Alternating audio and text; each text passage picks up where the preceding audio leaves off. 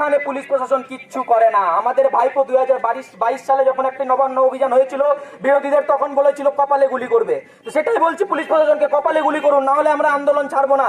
কিন্তু আরেক দিকে যখন এই জেহাদিরা আন্দোলনের নামে তাণ্ডব করে, তখন এই পুলিশ প্রশাসন চুপচাপ দেখে দাঁড়িয়ে তামাশা দেখে। বন্দে মাতরম।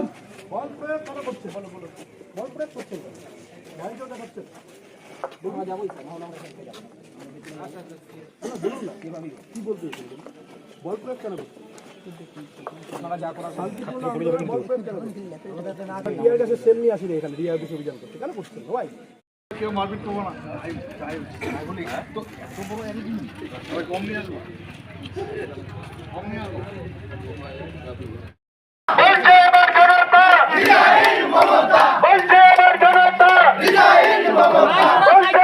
সরকার আর না,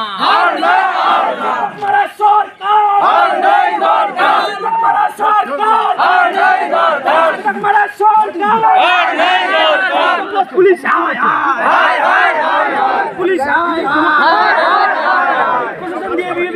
যায়নি যাবে না,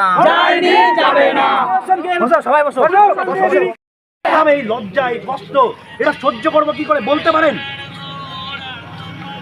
আপনার সাথে হয়তো আমার মত মিলবে না, আমার পথ মিলবে না, এই জন্য আমরা আপনাদের সংবর্ধনা দিচ্ছি। ভারত মাতা কি জয়। আচ্ছা,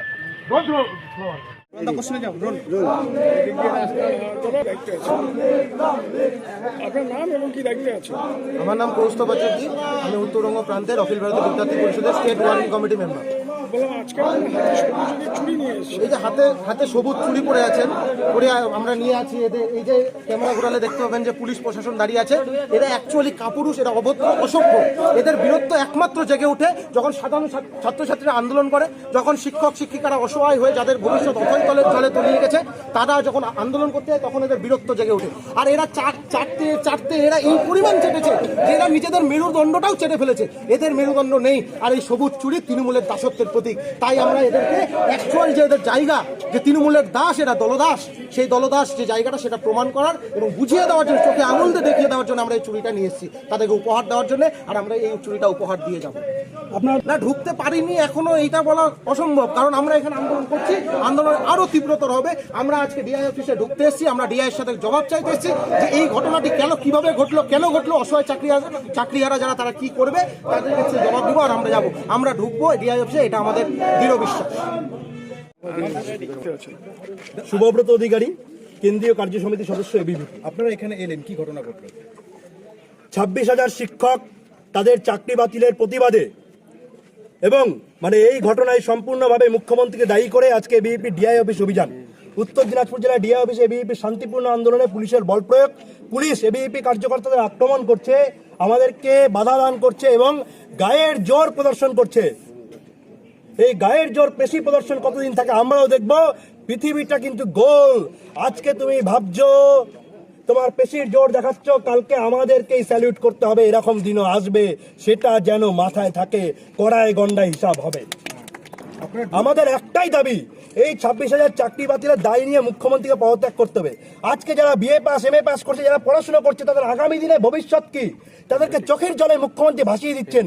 এই পরিস্থিতি একটাই কারণ, একটাই সমাধান, মুখ্যমন্ত্রীর পদত্যাগ। কারণ মুখ্যমন্ত্রী, সমাধান মুখ্যমন্ত্রীর পদত্যাগ। মুখ্যমন্ত্রীর পদত্যাগের দাবিতে আজকে ডিআই অফিস অভিযান। যদি মুখ্যমন্ত্রী পদত্যাগ করেন তাহলে এই সমস্যার সমাধান সম্ভব। ঢুকতে পারলেন ভেতরে? দেখুন না কি হয়। খেলা ভাঙার খেলা তো আমরা খেলবো, আমরা তো বলেছি, আপনারা তো দেখছেন। গত 14 বছর ধরে এই পরিস্থিতির সামনে অভ্যস্ত হয়ে গেছি, আর এই পরিস্থিতিকে চ্যালেঞ্জ করে আমরা লড়াই করছি। গণতান্ত্রিক আন্দোলন। আজকে শিক্ষকরা মার খাচ্ছে, আমাদের ছাত্র হয়ে এই দৃশ্য দেখতে হচ্ছে, এই দৃশ্য বেদনার। কসবায় শিক্ষকরা যারা 8 পাস সিভিক ভলেন্টিয়ার, তারা আজকে এমএ পিএইচডি করা শিক্ষকের উপর লাঠি চালাচ্ছে, আর আমরা ছাত্র হয়ে দেখছি এই নিদারুণ কষ্ট, এই বেদনা। এটা আমরা রাখবো কোথায়, যাবো কোথায় বলুন? বাঙালি হিসেবে এই যারা পুলিশ আছেন তাদের কি লজ্জা করছে না? আচ্ছা, শিক্ষকদের উপর লাঠি চালাচ্ছেন। মতভেদ থাকতে পারে, মতান্তর থাকতে পারে, বিরোধিতা থাকতে পারে, শিক্ষকদের উপর লাঠি চালানো এই সমাজের লজ্জায়, বাঙালি জাতির লজ্জা। হাতে চুরি তৃণমূলের দলদাসত্বের প্রতীক, পুলিশকে উপহার দিতে। হাতে চুরি নয়, একটু হাওয়াই চুরির পূজা হবে, সেটাও দেখতে পাবেন।